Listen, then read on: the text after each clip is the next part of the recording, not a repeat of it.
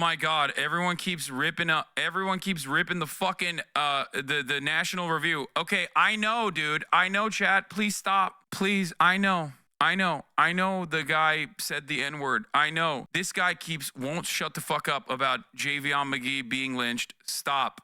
Okay? Stop. Everybody, stop. I am not going to cover what you want me to cover right now. Okay? I am going to cover what I want to cover right now. Please, everybody fucking calm down, okay? What is going on today? Am I crazy? Or is chat just like extra wild today? What's happening? Maybe I'm the one who's hyper focusing on chatters. Maybe it's not as overwhelming, but it certainly feels as though it is overwhelming today for some weird reason. Everybody calm down. We're going to get to everything, okay? You have the zoomies right now. You're behaving like Kaya when she gets riled up. And to all of you, I say place, okay? So you calm the fuck down. Stop winding up the dog. She's passed the fuck out. Finally, he said something to the effect of, look, if we have to create stories in order to bring attention to what's happening, the media, he admits they made it up, right? As opposed to, and if you listen to the full clip, he says, by drawing attention to what's happening on the ground, it's just, right. As this line goes online, you don't hate the media enough. Go ahead. You remember Alternative Facts with Kellyanne? They did the same thing. She wasn't saying you make up fictions and pretend they're facts. You bring other facts to bear in the debate that are being ignored. And that's what he was saying. And I think it was in that interview where Dana Bash says, the police have gone through 11 months of recordings of calls, and they've only found 2 Springfield residents calling to complain about Haitian migrants taking geese. Okay, I get why people were trying to get me to watch this clip.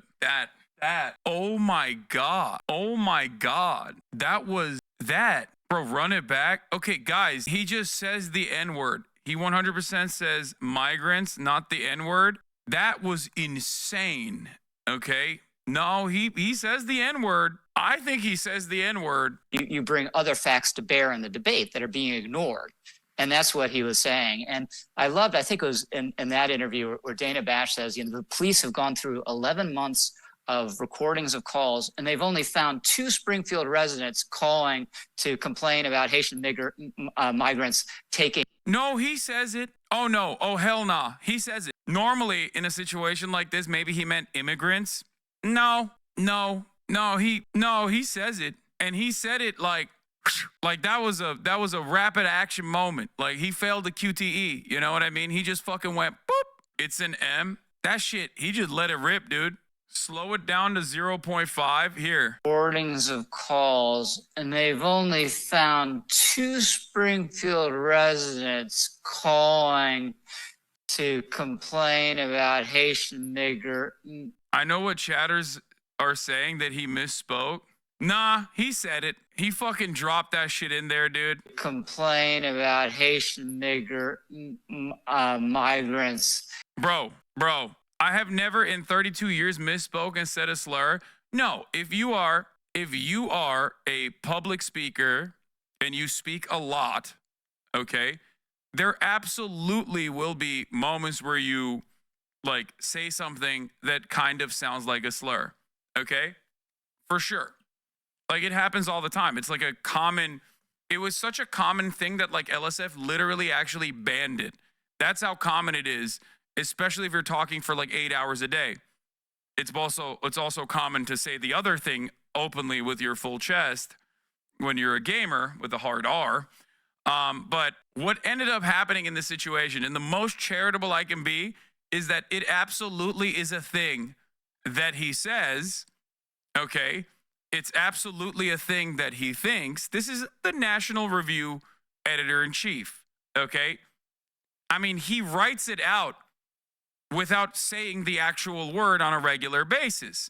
This is a right-wing publication that if we were to look at let's look at National Review Haitian. Real scandal in Springfield, Ohio. The cats and dogs may be safe and sound, but it's not all right in the National Review is basically saying the N-word, but taking the long way to say it on a daily fucking basis. Most right-wing publications already do this. National Review is one of the worst, okay? I love that this is Rich fucking Lowry. This dude used to be a favorite on NPR as a sane Republican. Yeah. So in the most charitable way, I will say I think, in the most charitable way, yes, fight anti-white racism. It should be indeed a Trump priority. Anyway, the way he let that rip, okay? Why are people in the chat so quick to defer this racist, but Haitians and black people like myself are still getting villainized? It's called being white, is whiteness, okay? That's simply what it is, okay?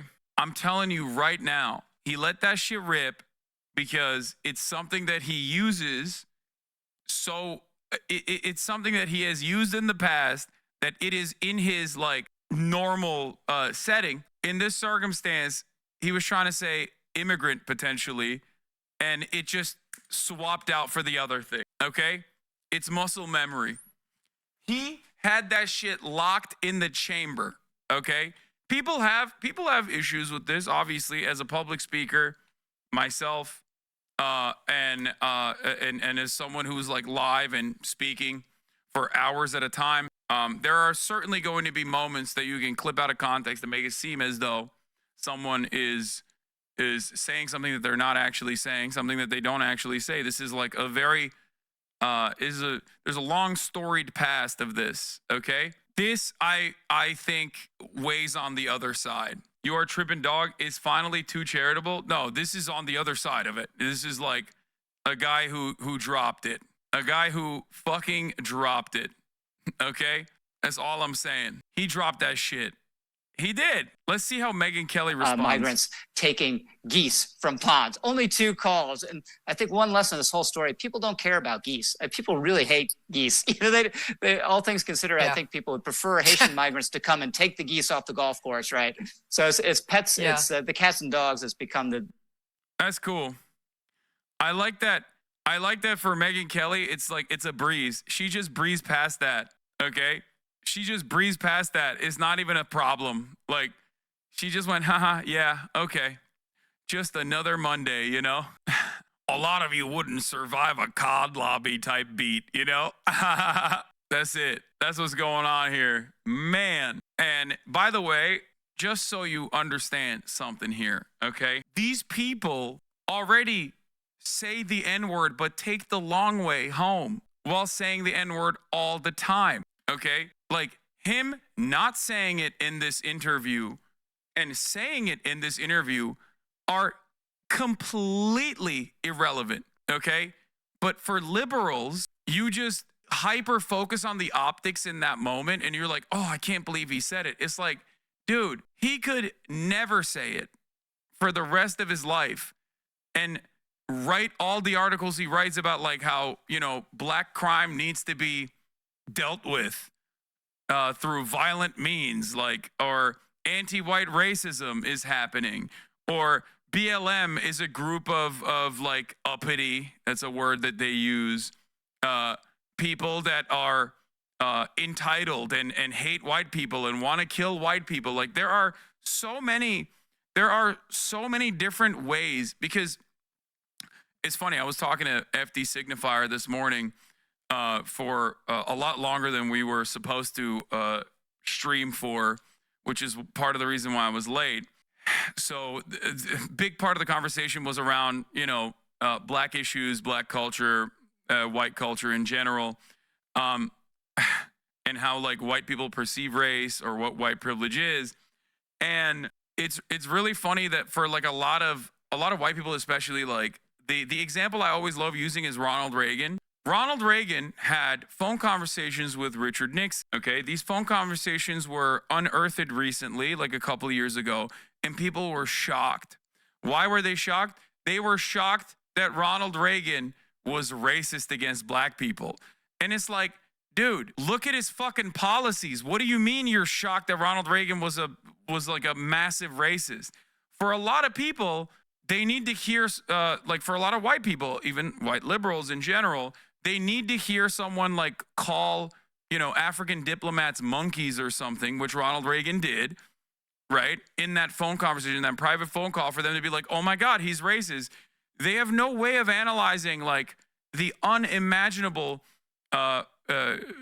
construct, white supremacist construct reinforcement that like white Republicans, conservatives, and even sometimes liberals engage in an effort to basically say the N-word without saying it. And white supremacy is so baked in to all of our institutions, to all of our social conditioning, that we have come up with new mechanisms and new methods of like being racist and reinforcing racist dynamics while not actually saying it, okay? It's invisible to many people who don't want to seek it out, who don't want to understand it. And I don't even fault them for not understanding it, because like it is designed to be invisible. It is designed to be quote unquote common sense. Okay? That's it. Sometimes you don't need to hear a person, especially a person who like works at the National Review, for example, to literally say the N-word to recognize that they're fucking racist as shit. Okay? That's why people will say things like DEI, CRT, Black Lives Matter, woke. These are substitutes for the same terminology or thug. These are substitutes for the same term, specifically just being adopted to reinforce the exact same cultural attitudes and stereotyping. Okay? That's it. That's simply it. Because the N-word is not some special magical word. It has a very specific design and very specific usage. That design and usage is to say black people are subhuman, to say black people are aggressive, barbaric, subhuman. That is the design for the actual fucking word. It's to remind everyone what black people's position in society is. So when you say DEI, it's the exact same fucking shit. You're simply saying a black person actually arrived at this position that they didn't belong being in. Okay? It is to undermine a black person usually and claim that they like took the place of a much better deserving white person. That's what it is. It has a lot of baggage. It's not just a nasty word. No, of course. But the difference is I'm trying to explain even the term itself and why it has a lot of baggage, or why like this term is used, right? Rich Lowry says, yep, this is exactly what happened. I began to mispronounce the word migrants and caught myself halfway through. That's it. So when we're having a conversation about Haitians eating cats and dogs and stealing geese, that conversation, if you believe that story, is already basically the same as you saying the N-word.